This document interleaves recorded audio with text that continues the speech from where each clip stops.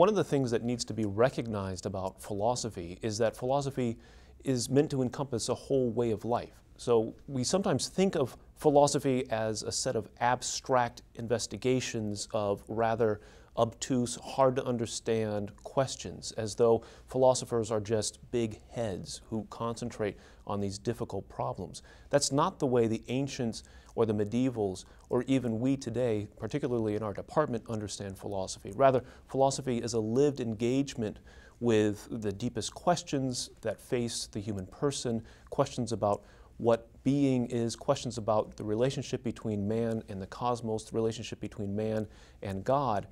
And it encompasses your whole way of life. This we have from Socrates, from the very beginning of philosophy, this vocational dimension of the philosophical effort. It's not enough to just have the intellectual virtues, one needs to embrace the moral as well. And Plato gives us an image of this in his Republic, where he says that the goal of philosophical training is to turn the whole soul, the whole man, towards the true and the good. You can't just turn your head, you have to turn your heart, you have to turn your whole way of life and embrace that way of life.